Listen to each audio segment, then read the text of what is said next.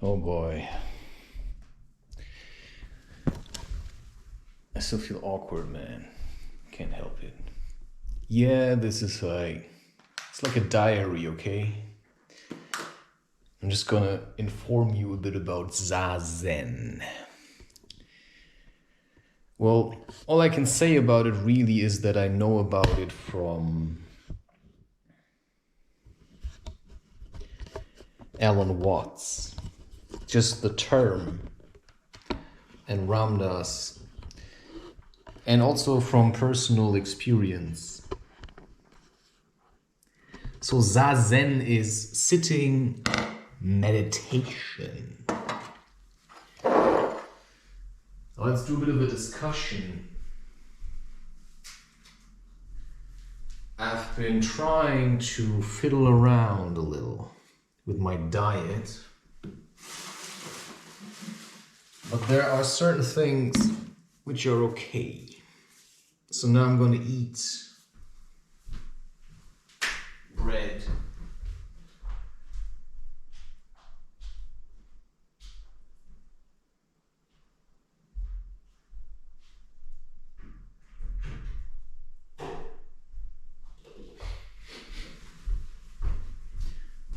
Okay.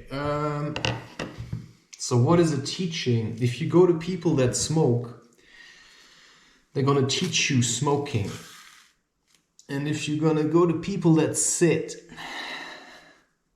they're going to teach you sitting.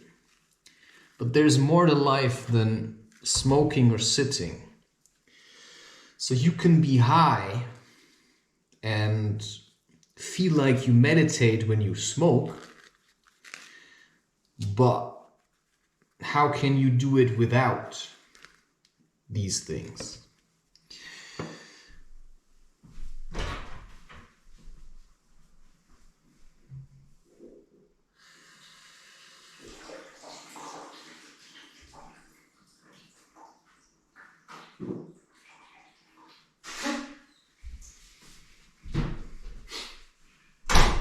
So Zazen is the practice, literally, of being in the meditative state, so feeling high in this bliss heart space by sitting and by learning how to get there while sitting. So the idea is to get there with your own true strength, which is why I've been showing you how to build up strength, right? I have introduced you to the plank. I have introduced you already to several other things. I have shown you that I can sit and read in the meditative posture. But I also have to be honest about this. I rarely do this. I almost never, for whatever reason, I almost never sit like this and meditate. And the question is, of course, why? I feel like I have been carrying a lot of emotional weight. And it's just too much. Well, maybe I'm just wiggling out of taking responsibility for But I also feel like something's blocking me. And maybe it's bullshit. Maybe I'm just too lazy. And maybe I'm too much of a doer to sit around. Because I have a lot of stuff to do. So I just move from one place to the next. This is just like a Nutella, but without extra sugar. So just banana and cocoa powder. You can even add cinnamon or tahini if you need the extra energy. If I would have tahini now, believe me, I'd eat it. But I don't have it, so I have to live with what I have. Oh, damn it, Ega. Just take. I don't even feel like getting things at the moment. Too much stuff that I need to do. Too many things that I need to focus on. So I have maybe talked about cutting back my sugar. Well, I'm doing it. Whether I've said it here or not, that's what I'm doing. Because that's what you need to learn. Right, so if you drink a coffee and then you're awake and then you sit and meditate for an hour, okay. But the question is, now every time you have to drink a coffee to get there, and if you want to get there again, right, how many coffee are you going to drink? So I rarely ever sit and meditate just like this. I'm just busy all the time. So I record an episode for my podcast, to I do something for YouTube, to I create artwork. Now you can ask why, and I can say, why not? Because this is also a form of meditation. But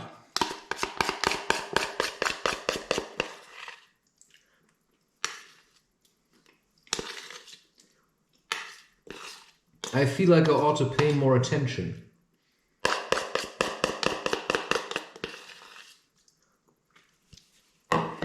Because sometimes I feel like I forget that not everyone is just nice. And that sometimes it could help you to meditate, to actually see what's going on.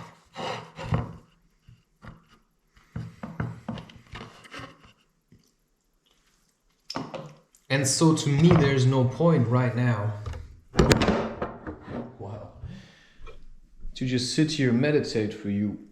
I'm just gonna talk to you about meditation and what could stop you from doing it. Okay.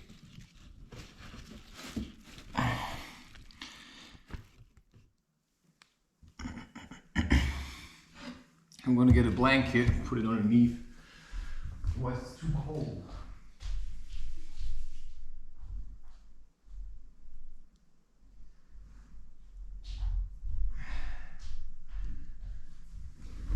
So currently I'm busy recording, and that is what I'm going to do now. I'm just going to focus on recording, and if I feel like I'm being drawn out, I will resist the urge to go and record. Cheers.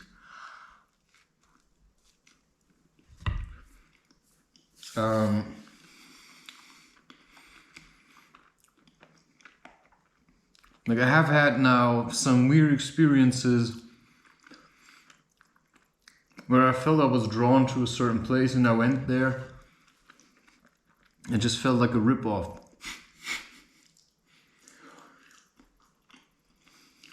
So I'm trying to understand these things. Wow, it's cold in here. It's my choice, I know. I'm just getting used to it. Something stung me. It's like really swollen. More like an energetic stinger. Then you do acupressure.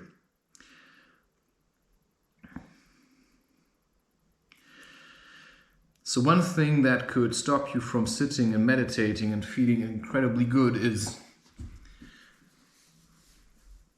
that you're just weak. That you should do your cleansing. Wait, am I on here? That you should do your cleansing.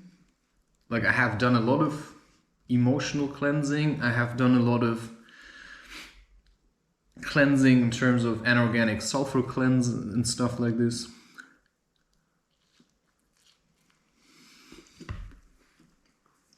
And I basically meditate all the time.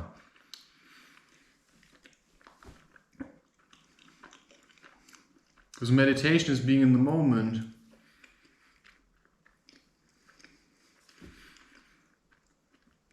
And just centering. And there's stuff all the time happening.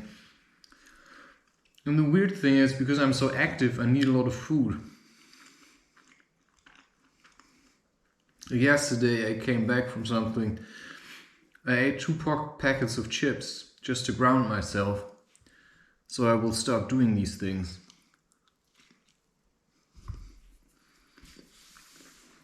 As nice as playing frisbee is, at this point I cannot handle it.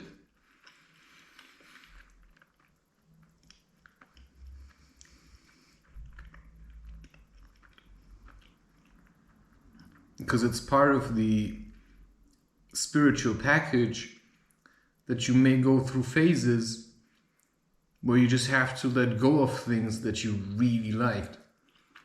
Simply because it just doesn't work anymore.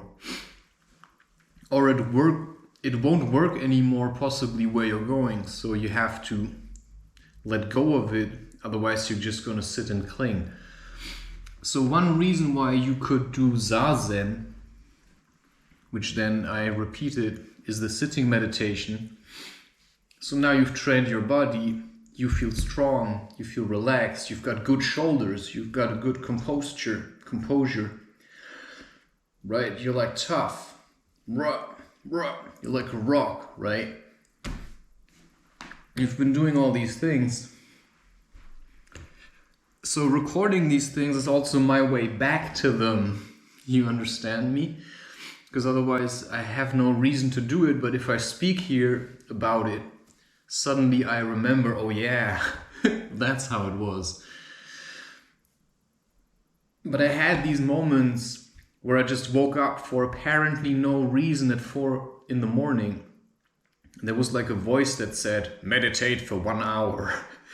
And then I woke up, I set an alarm for 1 hour, and then I meditated. But I kind of got lazy again. I drink always that coffee, but it doesn't actually do anything anymore. I drink one, I want another. There's no end to it. And then I drink coffee, it shoots me up, and then I eat to ground myself. So I'm completely... I know how to do this, but in certain ways I'm completely out of balance, which is why I stopped with eating all that sugar. Sure, bananas are sweet, I get it.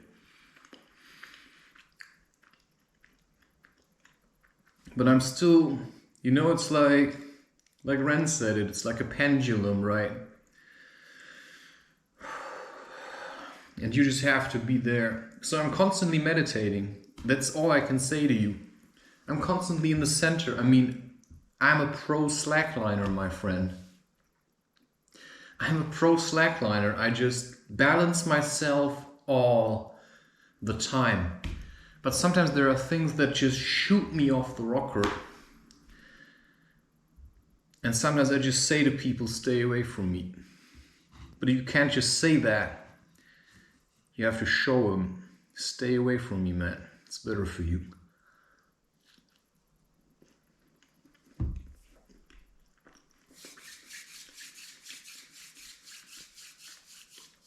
So one thing about meditation and Zazen is also emotional distance. So it's about sitting there. And what meditation is also about is that your spirit can rest peacefully in your body. But for your spirit to rest peacefully in your body, you need to be, like, your body needs to be able to give stability to your spirit. Which is why if you come from, I'm sitting every day, I'm all the time sitting, and I drive everywhere with my car, well, how should your spirit rest peacefully in your body if you're weak? Like really weak. Because sitting takes nothing. It's just weakness. So you need to train your resolve. I mean, I'm standing for very long periods of time. I walk barefoot in nature. I know how to hold my ground on a slack line. I've done all kinds of voyages of all kinds of types. I've traveled, I was in different countries, I have made a lot of experiences. I have reflected on fear for hours and days, tried to understand what's going on, what's happening in myself, gathering information, gathering insights, like picking ideas like flies, like a chameleon picks off flies that swarm around a carcass or something. So I've been doing these kinds of things, but what I realized is if I want to sit comfortably and meditate, I have to have a strong body. And so I've trained myself. And so you basically meditate all the time, right? You're constantly in connection with whatever this is, right? Your body is supposed to function so that your spirit can just do what it does. But because we're also blocked, right? We're also blocked, so we always sit, and then energy cannot flow. And then you're driving in a car, and all you have to do is look at old people. Just look at these old people. How they look like, how they walk around, like, and then they have like a limp, and they just carry that limp for the rest of their lives because they're so focused on everything else, but never on themselves. So sometimes for me, Zazen is just about sitting down and then just realizing what's going on, man. Like, what's the trouble? What are you missing? Well, sometimes I miss company. I just feel lonely. I forget who I am if I'm too long alone. It's just weird. I feel like I'd like to have like a companion, or I'd like to be somewhere and have some kind of a mission, like do something meaningful with people. But everyone I find is just weak and sick, If you want to lead a clean life that's good for children, and hanging around people that smoke is intolerable, you cannot do this any longer. You know it in your heart. And so you have to get back to yourself. Do what feels right. Toughen up. And distance yourself from everyone who just sits around talking, because they just become a distraction. They become like your Jesus in the desert. And then the devil comes and tries to get you to smoke. And you've done it in the past, but now you see him for what he is and you say, no, man, I don't even know who you are. Like, you try to get me to smoke. Doesn't seem like something a friend would do. So,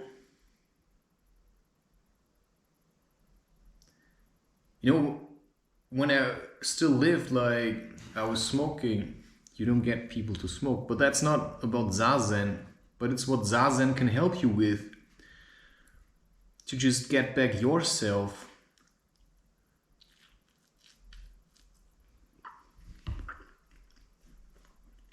And remember,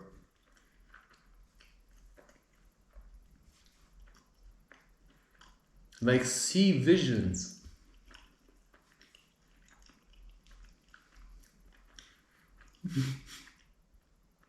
You know, there's nothing to say on this, because you either do it or you don't do it. Sometimes I just sit down for 3 minutes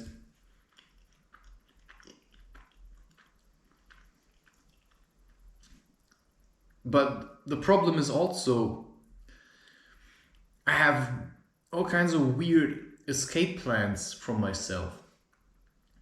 You know, maybe it's not pornography, maybe it's looking at naked women, just images. And you know, you say it's not pornography, it's just naked images of women. I'm just saying.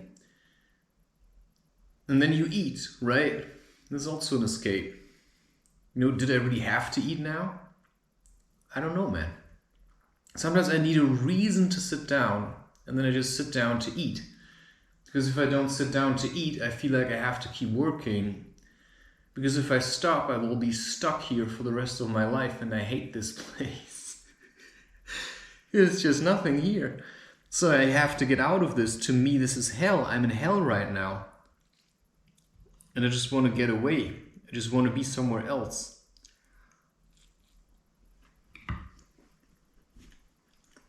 And maybe it's stupid.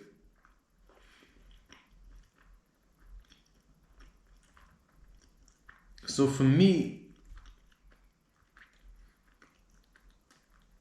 I mean, I never really have quiet moments. Sometimes I have quiet moments. Because most of the time there's just constantly stuff going on. And so I keep myself busy. Sometimes I listen to music, and sometimes I wait until I listen to music, and then I build it up, and then I listen to music. So, sitting meditation, for me it's hard to do, because I'm constantly struggling to be where I am. I want to be always somewhere else. And so if I feel good, I often do things to feel bad again. And if I feel bad, I often do things to feel good again.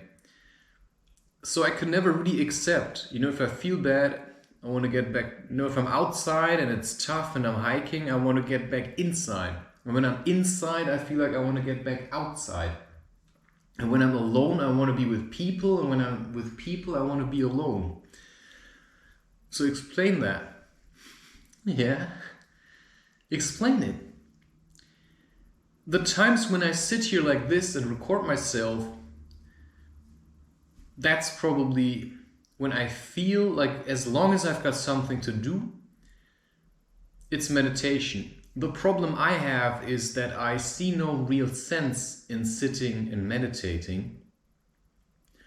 Because I think, well, if I sit here and then I feel good, I have these moments, I mean, occasionally I remember this, I do like night meditations, but now for maybe 2 weeks I haven't done it at all.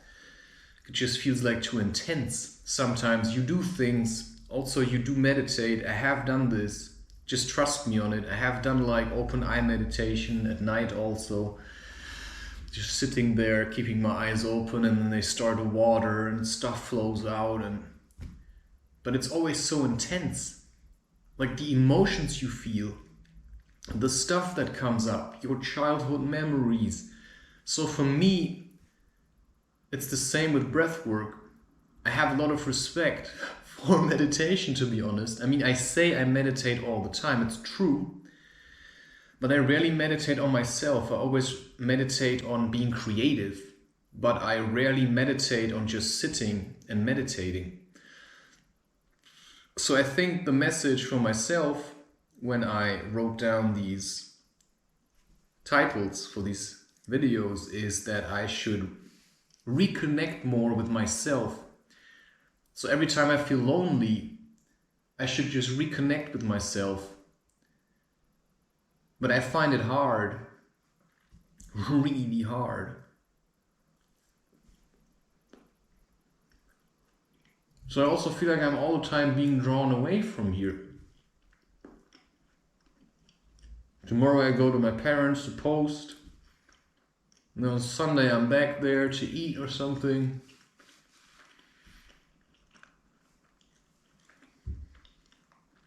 I don't know, it's just my place in life. So you have to look at your life. And for example, if I would do the same practice every day, I am afraid that I would get bored of it. It's like eating soup every day. If I would do every day Zazen, then I would not like it anymore. So if I would every day do an open eye meditation, then I would get bored with it, because I always want to see some kind of effect. So sometimes I let it build up until it's really bad, and then I do one really incredible session of open eye meditation. And then I break through tens of boundaries, and yeah. You know, maybe it would be better to just do this every day. To just sit there every day, just in the morning, and just center yourself. And then you can literally balance it out.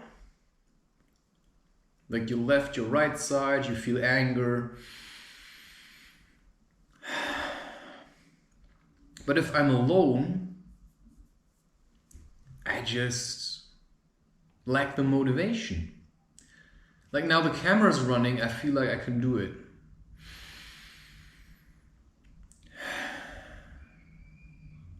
Now I'm being remembered, right? Now I find myself back again. I don't know, something happened yesterday. I should no longer go to the park. It's not a place for me anymore. I don't know, I've surpassed it. It's just really weird. If so, then I need to be with people that know how to respect what I'm doing. That's all I can say, right? But it's often so disrespectful. You go to the park, you sit there, and you try to meditate peacefully. Yeah, you know what's going to happen. They're going to hate you for it. This is not India. This is like Germany or something. They're going to say, oh, look at him. He thinks he's spiritual. Oh, look at him trying to look all holy. So they've got no respect for people who do what we do. And that makes it so hard to keep doing it, because they think they're better than this. They think they don't need the spiritual. They think it's all materialistic, or they hope, but it's not. So one reason you would do Zazen is to center yourself and to find back your middle. For me, it's sometimes too intense to be with other people, because they always try to give me ideas about myself, tell me that what I'm doing is bad, right? And then you want to sit there, and then somebody comes and asks you a question. They always draw you away from yourself, right? From an early age on, you were drawn away from yourself. Your parents come, and your friends come, and then your grandparents come, and then the bus driver comes, and everybody wants something from you. It's like attention or time or money. Because there are special children. There are children who have a lot to give. Which is, I do a lot of shadow work to keep people away from me. So you have to learn to be in the center, but when you're the center, you're still going to get a lot of attention that will probably never change. And when you get a lot of attention, sometimes it's better to do things from a distance. Because if you go to where all the people are, Yeah, that's for you to decide, man. You just have to learn how to hold your ground. Maybe everyone feels the same. Maybe all children are light children. Maybe there is no difference, but who then is the Dalai Lama? I don't know, man.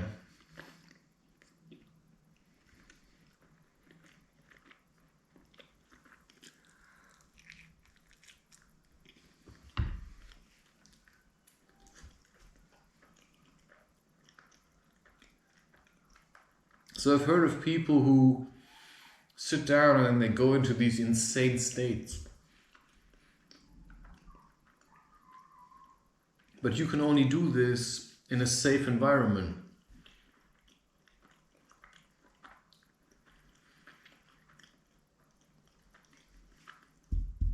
Or if you yourself feel safe about doing what you're doing.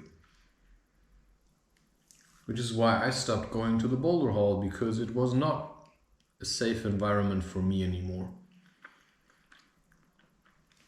Because people were getting too close. I had this one moment where I bouldered and there was something like I stretched out and it was like something opened up and it was like and I sat down and I did like this. And in that moment I felt good, and then this guy came around the corner. Do you need help? It's like, fuck off, man. What do you want from me? Did I ask for your help? Did I cry out or something? No, I did not, man. So I just stay away from these places. Because most of these people, they just go there to have sex. And that's the truth. It's the same at the gym. It's the same at the boulder hall. Most people just go there to have sex. Because energetic sex happens without the need to touch each other. That's why people go to the sauna. To have sex. Spiritual sex. Accept it. It's true. And it's sad. So I had to learn to, first of all, stop going to the places where this happens, and then second of all, had to accept it. Because when you stop doing something, you also have to accept that this is no longer a part for you, because now you've transcended ordinary reality and you're living life with people who want to do something else, who want to meditate for nature. And meditation is a form of praying. So one reason I meditate into art, or I meditate with talking, is because I have a mission, which is to share and to guide, which is why, right, I can only pick you up where I am at the moment. So at the moment I am, technically, I can do it because my body is really strong. I've done a lot of planks, a lot of standing. I just rarely do this. So, right, I also have very little time. So I have to push through. So I have lots of videos now that I have to do. So I have already recorded 20 or 30 more of these things. And so I have to constantly render videos, and then I have to make artwork. And this is what I'm doing at the moment. I'm just trying to get attention for this kind of life. A life of simplicity, where you get your energy back from the industry.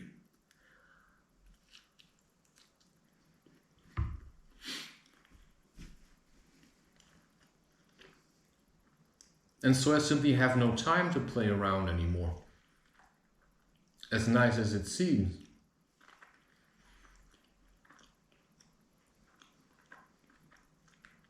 And that's one reason why it could be good for me to meditate. So if I feel also someone struggling on the other side, I'll just sit down and meditate. Because everything else is just too much for me. Because if you go to the people directly, They're super greedy, man. They always want more. Imagine you live together with your wife, and everyone who wants something from you because you know how to create a holy space. Imagine they'd all come. They'd be living in your house, and then they'd sleep with your wife. That's how these people are. I say this on purpose, because it's true. I mean, you've seen what happens. How they act on Black Friday. They're just like these sardines in SpongeBob. Right? It's just like one blob of people no longer able to distinguish themselves from each other.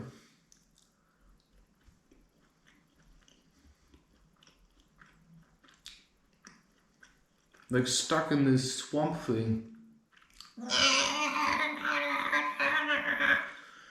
And then they see this speck of light. Because you did your purification.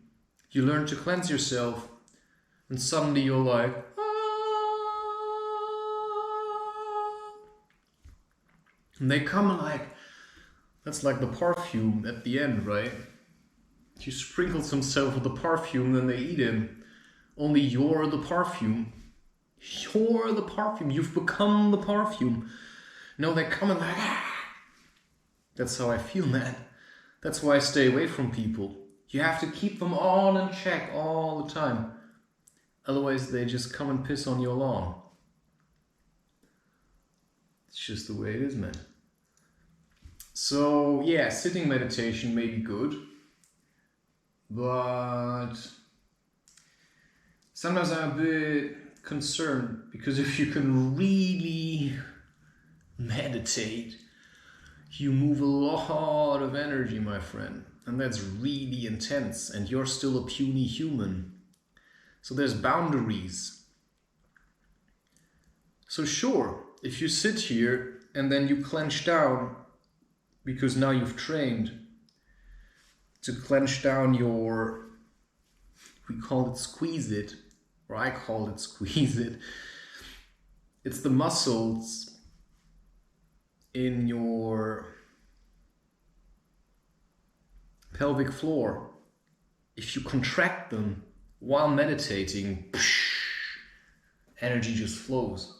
Wow. And that's then Tantra.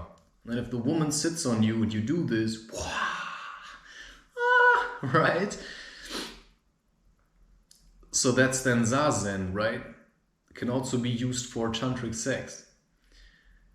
But yeah, you just have to learn this.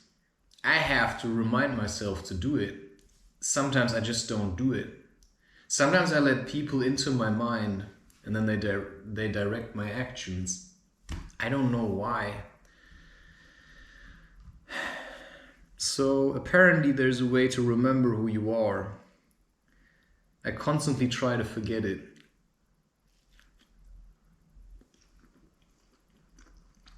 Which is then the hide and seek that Alan Watts talks about.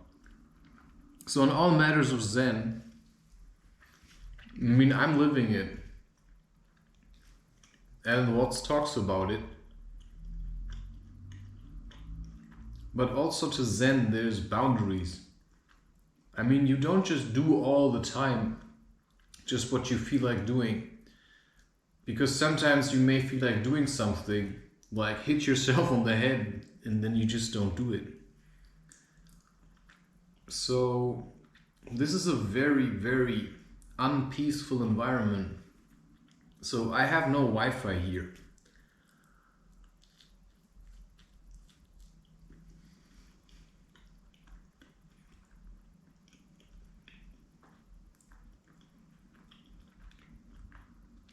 And if I did, I'd turn it off for certain periods of time.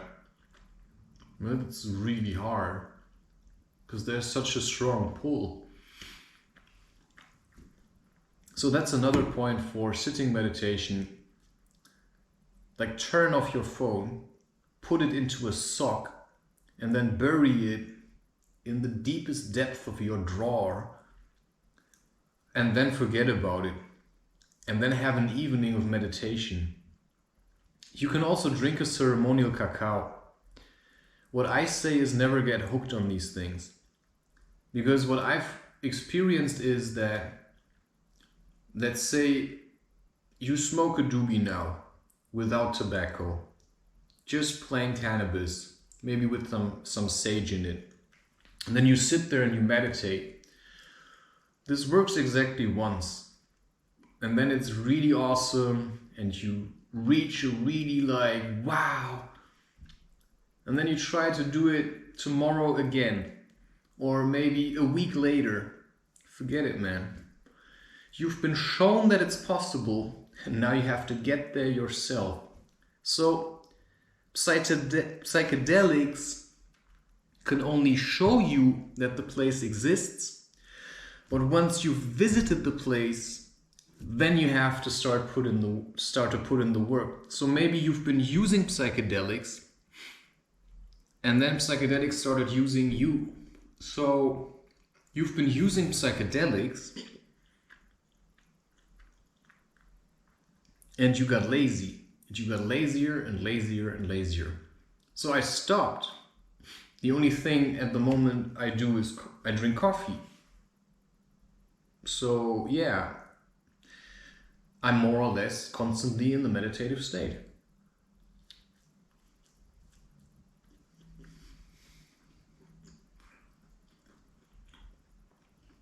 And I stopped with sugar, which is toxic for your spirit. I never brush my teeth.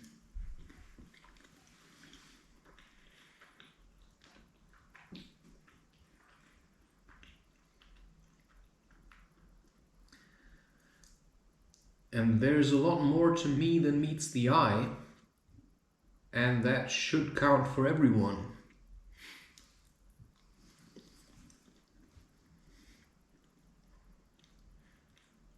But I mean, there's clear differences. Nobody I know is like me. Nobody I know has sacrificed the things that I sacrificed because he wanted to. At such an early age. And so one thing you also learn from meditation or sitting meditation, and that's really strange, is that time is indeed relative. Time is indeed relative, my friend. And because it is indeed relative,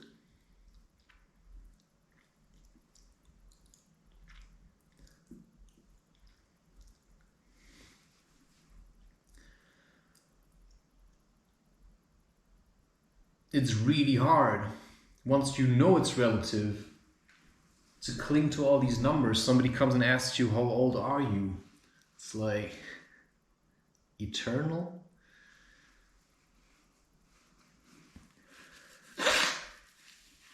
It's just a really stupid question. Because I have no age. It's just a number. I don't know how these people come up with these numbers. But I don't know what 30 years is supposed to be like. So I live in a world with people that all worship numbers, like the numbers on your account, you know, the numbers on your smartwatch that tell you how good your sleep was, or how many steps, right? And then they try to compete with numbers.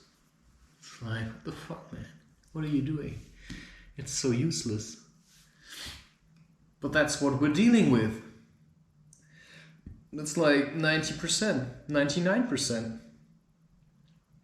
And if you've broken through to something, then it's maybe 1%. You're like 1%, man. You're like 1%. The rest is just full of shit. The rest is just talking about it. But you're living it. You're feeling it. So who are all the others? Like, who are all the others? Blows me, man.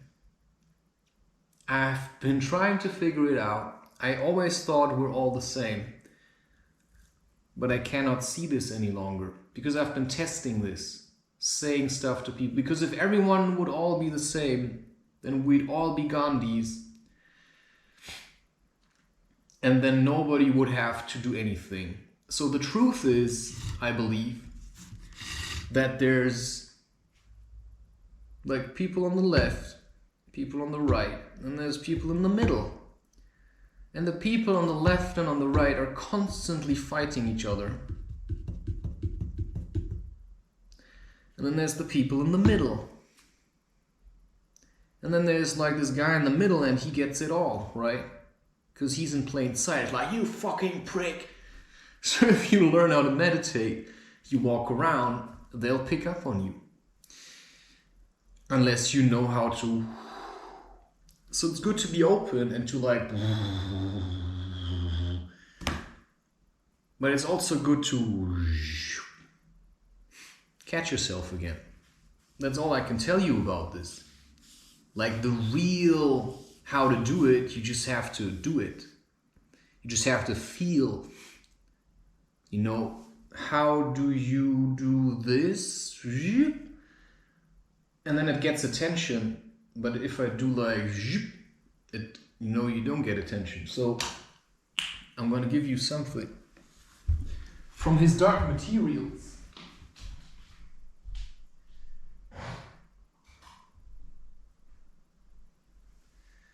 Oh, do I have it? Oh yes, very good. You know what I have trouble with? I always say I want to read books again, but then I never do. I always want to get back to the way I used to be.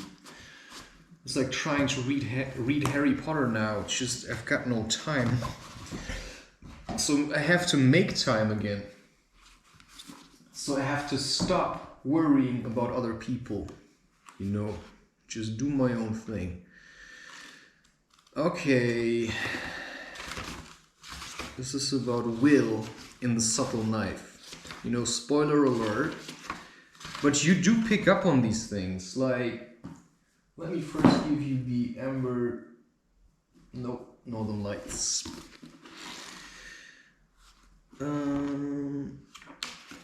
Yeah, these books are really good. It's possible that I could...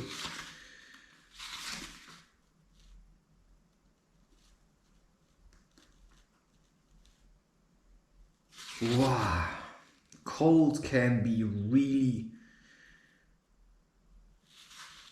interesting. Okay, wait, where did you learn to read this? The Alethiometer, John Farr. Crazy sometimes how you remember this stuff.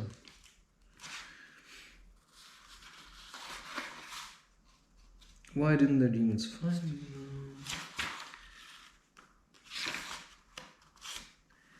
I ain't never decided to save anyone. Yeah, sure. You ain't Egyptian, Lyra.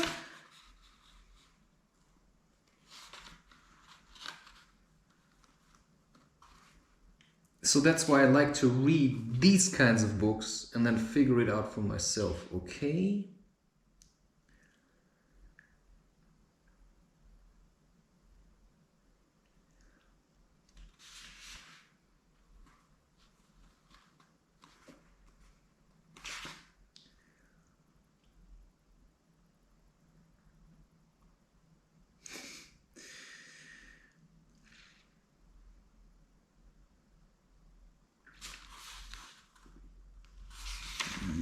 It is made for children, so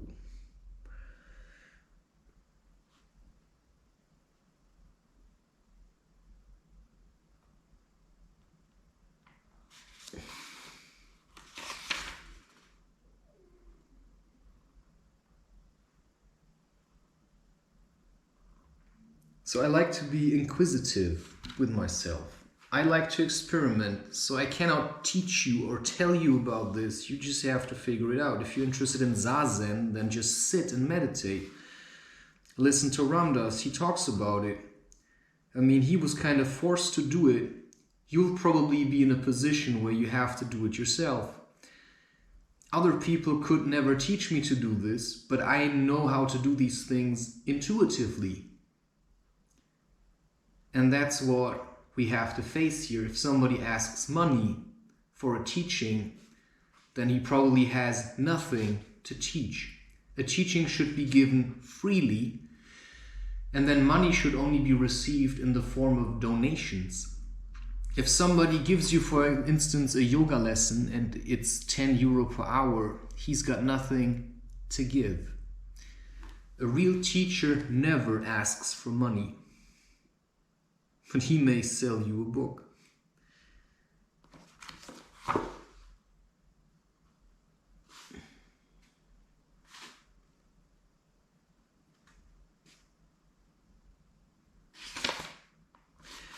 Okay, where is this? I know it is in you somewhere. So this is also part of your meditation. You're searching for something.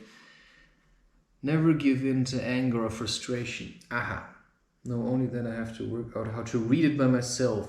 You see? This is in... Good that we talk about these things. Philip Pullman, okay? So it's about the alethiometer. Lyra has it. She's now with Egyptians. I never thought I'd ever set eyes on one of them again. That's a symbol reader. Did he tell you anything about it, child? No. Only that I'd have to work out how to read it by myself. And he called it an alethiometer. What's that mean? Said John Farr, turning to his companion. That's a Greek word. I reckon it's from aletheia, which means truth. It's a truth measure. And have you worked out how to use it? So your mind is also like a truth measure. And one way of using the sitting meditation is to sit. And then you go back to the places where you feel uncertain about. And then you put it onto the scale. And the scale is the feeling. Right, I do this a lot because I meet people and they tell me stories about themselves, but when I go back, it just sounds like bullshit. And then I have to measure it, so it's like with your feeling, you probe it. I think, isn't that like the crocodile from Egyptian lore? So these things, of course, all exist on other planes of reality, and then you hold it on the scale of your heart and then you feel it out, and at one point you settle and then you've got your answer. So sometimes you have to read. So she's got a symbol reader, you know, that's the I Ching. That's everything you see and perceive. So I work a lot with symbols. So I went to the park to slackline and to play, and now I've got this. This is really swollen. So I've now went twice to the park, and twice I was stung by mosquitoes, and twice I had on my left side, first my left foot, and now my left arm, a really swollen area. That's a clear sign that there's something other going on, which is why I stay away from that place now, which is really hard for me. But I had to make sure. Now I know this place makes you sick. So what doesn't make me sick? The whole world makes you sick. So how am I to choose? Because everything's sick. I leave the house, it's sick. I just want to get away from here, man. That's all I can say to you. So I'm no longer available for people. And that's all I can say to this. I reckon it's from Alethea. What's it do? Okay. And then he explains how to do it, but I'm looking for the way how Lyra does it. The master told me there was only 6 made. Yes, now the master's got 100 things to look after. What do you mean, John? He might have had it. Who was the Egyptian woman who cursed me? Why? It was Billy Costa's mother, of course. Okay, now she goes to bed.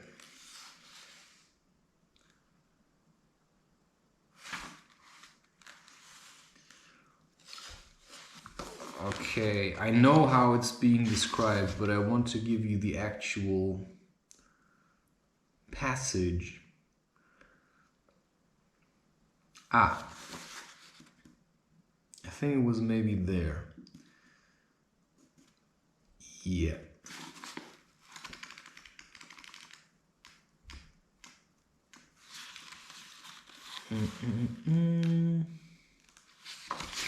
So now they're already up north.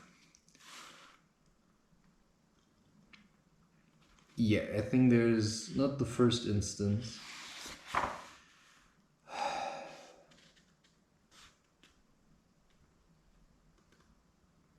And of course, breathing is really important when you do this.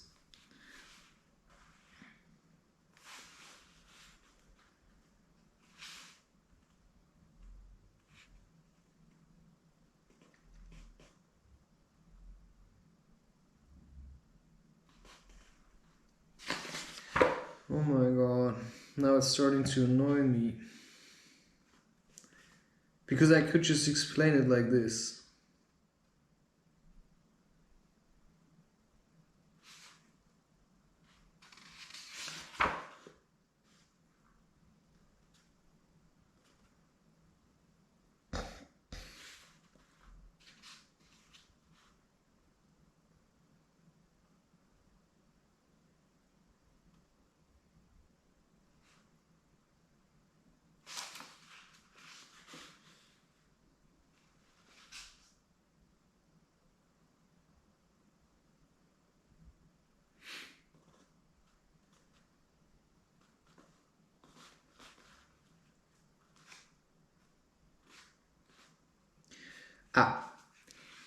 Sometimes you really have to push through your annoyance. And that could be also during sitting meditation, which teaches you to observe yourself in all kinds of emotional states, of course, so that you feel the annoyance, but you don't become it. He handed the instrument back to Lyra and added, "May I ask a question? Without the books of symbols, how do you read it?" I just make my mind go clear, and then it's sort of like looking down into water. You got to let your eyes find the right level, because that's the only one that's in focus. Something like that. Lyra turned the hands to the camel, which meant Asia. Then she sat still, letting her mind hold the 3 levels of meaning together in focus, and relaxed for the answer, which came almost at once. Okay. So I often have a problem because there are so many factors. And there are certain things which seem to stand in connection with each other, but I just don't know how to act. So sometimes I just let things slide, and then I just do nothing. And that's also one practice. Sometimes you just do nothing, and you just let it unfold. So I rarely go seeking out people. I may go to where I feel like going, and then I see who's there. But I rarely never make appointments other than with my family. I rarely ever make appointments. I rarely ever make myself available to anyone. I go to where my feeling draws me, and then I go there, and then I leave. Then I make sure I leave in a way that nobody sees me. Because if you've got something, people may want to steal it from you. And then they will follow you. So I'm a creator, I'm a content creator. People may think I have something they need or want, which I don't. Because you cannot just take what I have. You gotta work for this stuff. So I work hard to keep this place clean. So I don't take people into here, because through a camera it's different. But if you're here in your true form or something. So now we're back with will.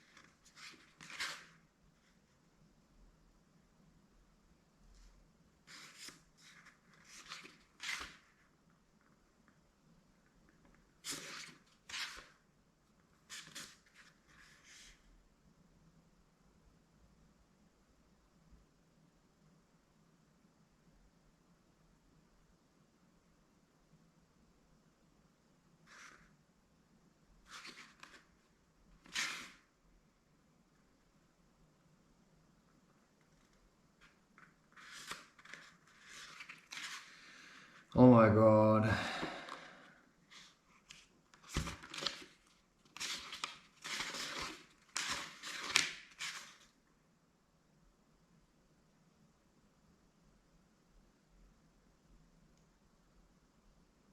This is a really good book, by the way.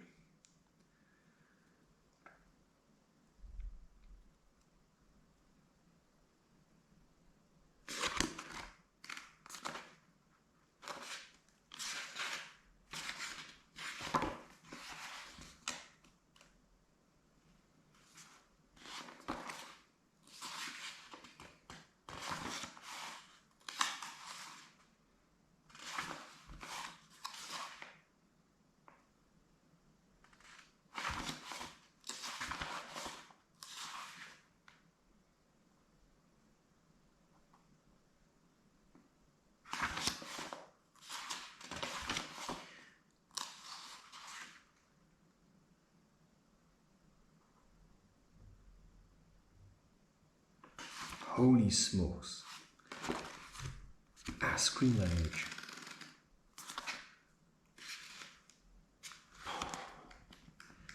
Trust me, this is hard. Where was it? I know it's in here.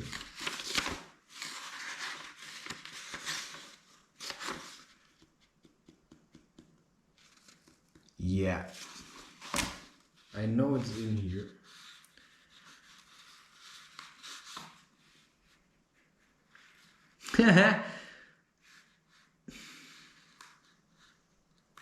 It was somewhere here.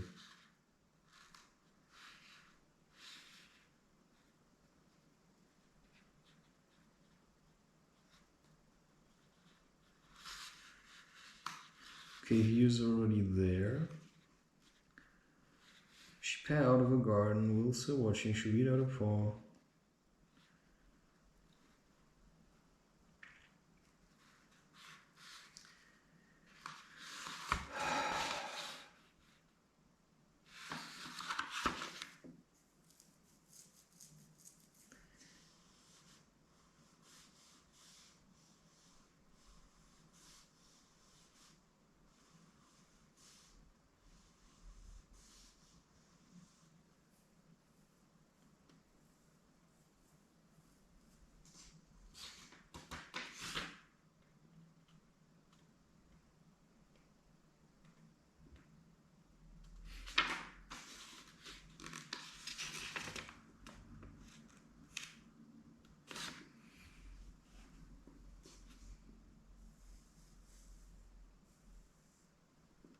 Ah.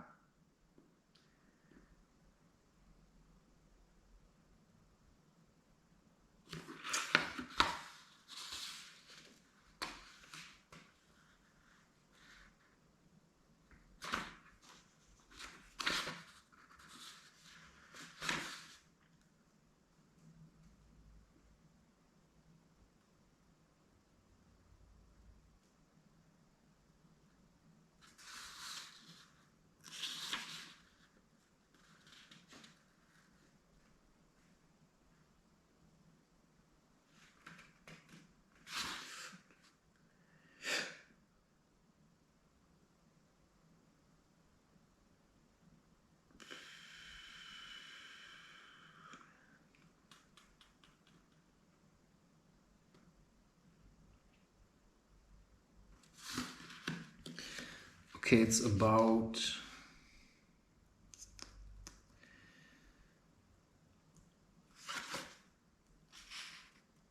knowing how to vanish. I find this important. Because when you learn in this kind of a world, I'm just saying, this is not to scare you, but I know how to vanish. And I make sure that I vanish from people because they'll strip you dry. This is not just about, this is like people constantly asking you questions and you sit there, give answers, and then you come back home and you feel dead. And they go home with a smile.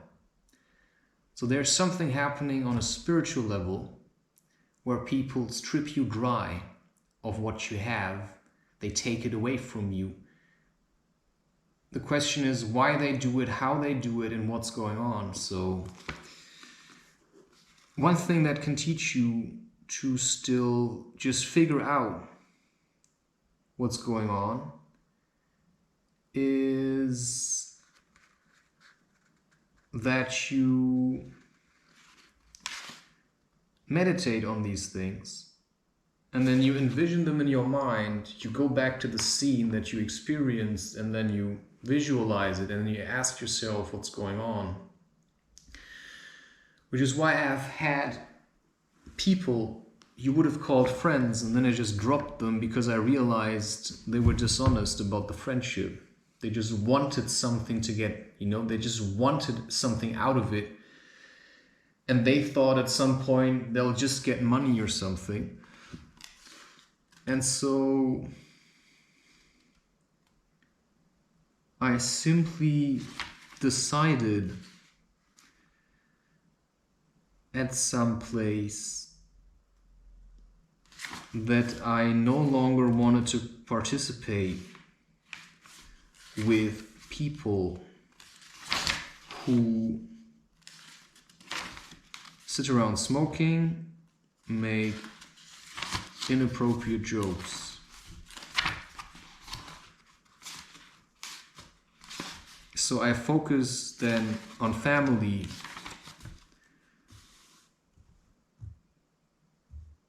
And everyone else, I just let them be whatever they want to do. Tree panning, children's world, airmail paper, the Tower of the Angels. Okay, Among the Witches, a children's world. Tree panning, trappening. Okay, there's something in here. Appendix. What does that say?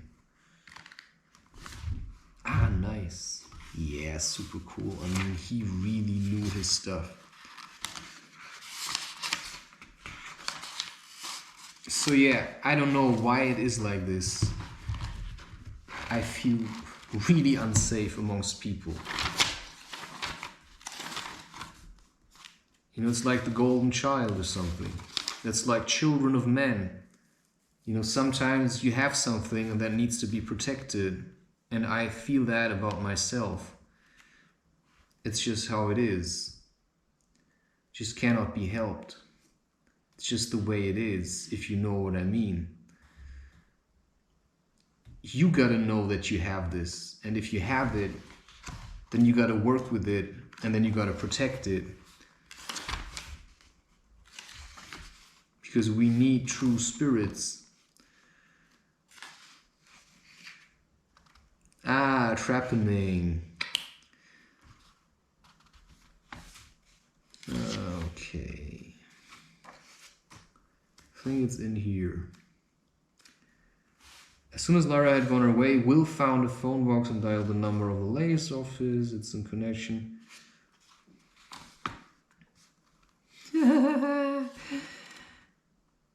How do you do? No. No will say will be risky. It's not quite as simple as that. Yes, I understand. Blub, blub, blub.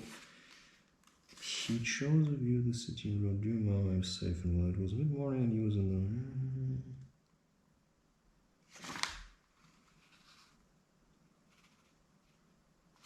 Yes!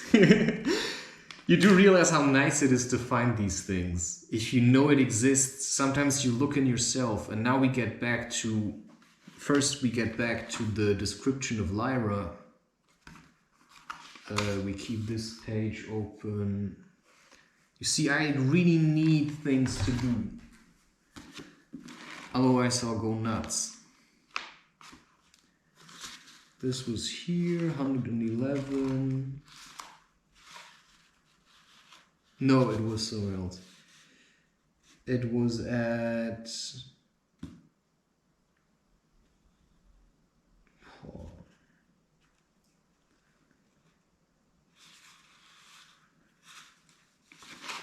Wait, what is this? Yeah. The Consul and the Bear. Yeah, 163. This is really super interesting. So let me just get quickly back to the question.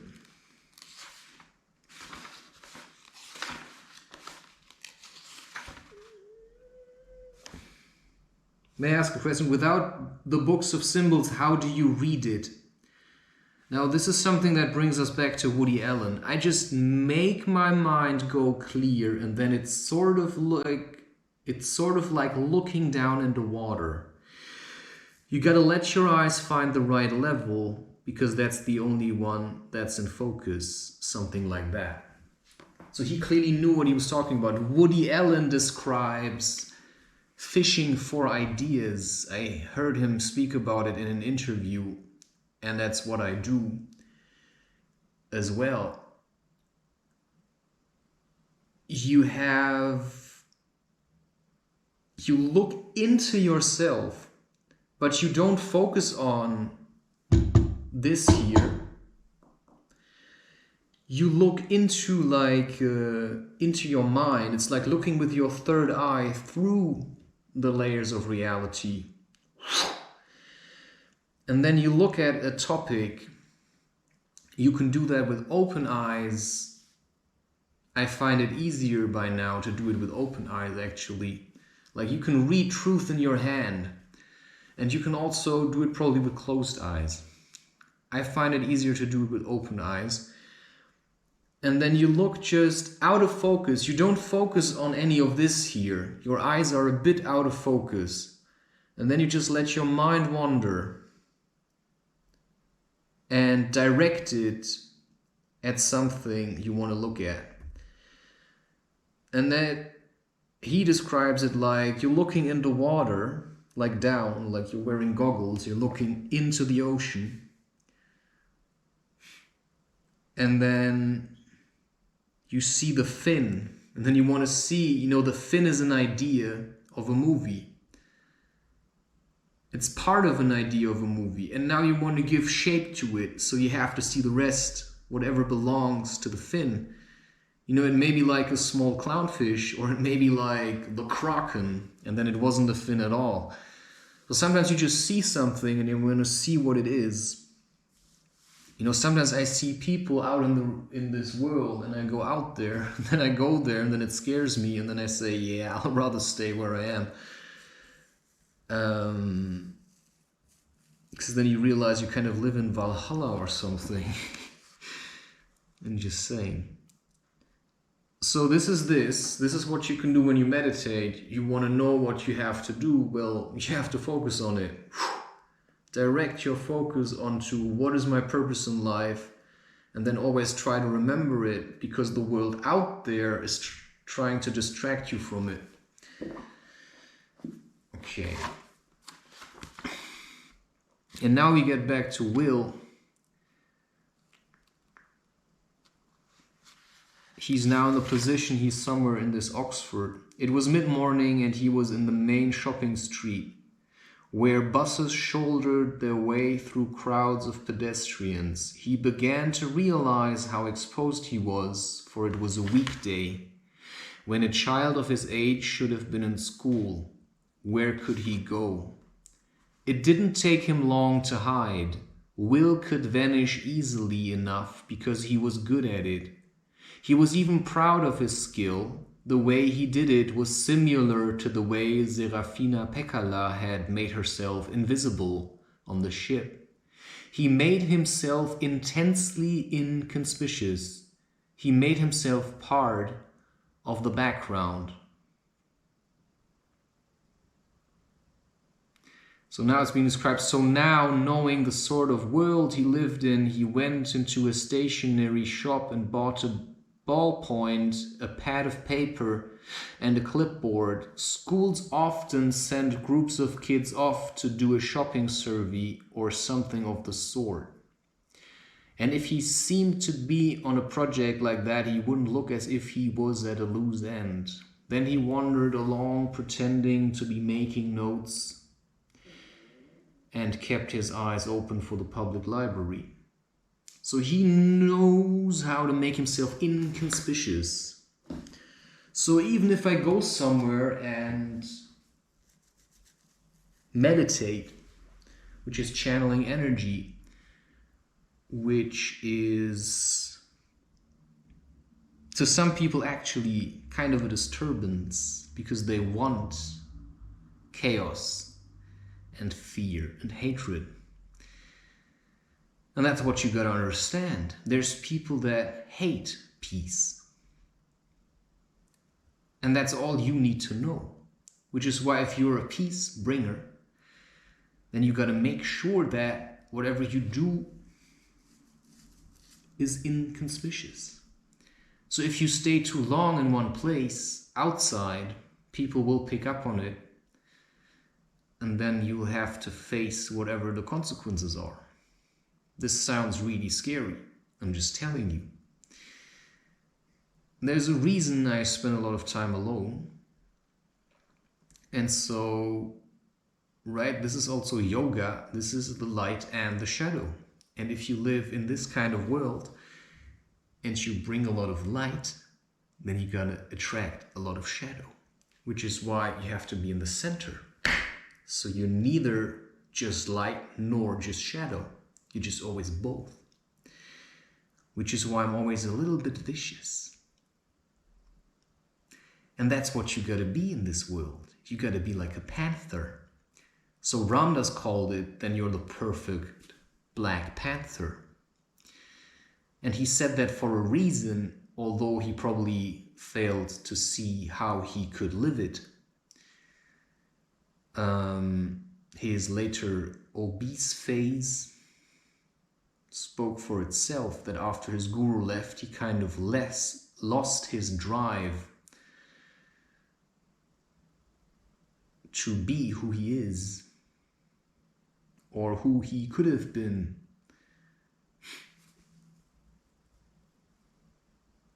And so I feel like people should just figure it out for themselves rather than following around some kind of guru, right? I'm not going to tell you to do this. I'm telling you to do it if you feel drawn to it. So I feel drawn to these books. I don't just always read them. I've read them. I know it's in there. So sometimes I have to spend time looking for it. And that's what I'm telling you. I only sit around and do this if I really feel like I need to do it now. And that's what it is, right? That's what it is. I do these things when I need to do them. I suppose I would never do it every day. Unless I feel like it's necessary. Or like there's something. So I also, I'm still struggling despite all the knowledge and experiences that I have. Because to do it alone is incredibly hard. It's really hard. Because there's no one here. Nothing to lean on. So I work. I keep on working. And that gives me a direction and something to focus on. And it is what comes easy to me, or in a way natural. But if I do this for a long time, then I also forget to do other things. So sometimes there are things which feel really far away, although it's seemingly just half an hour. But if you're like up here in a space like this, it's like, this is really high up in the air. Like I'm telling you, I'm somewhere else now. And then I have to go back down there. It's an eternity. So I find these things often disturbing and scary. And I wish I could just stay up here, but I often find that it is impossible. It's so hard to explain. So I'm usually talking to people who struggle,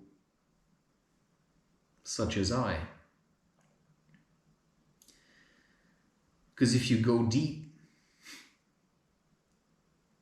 then you come out, you may fly high,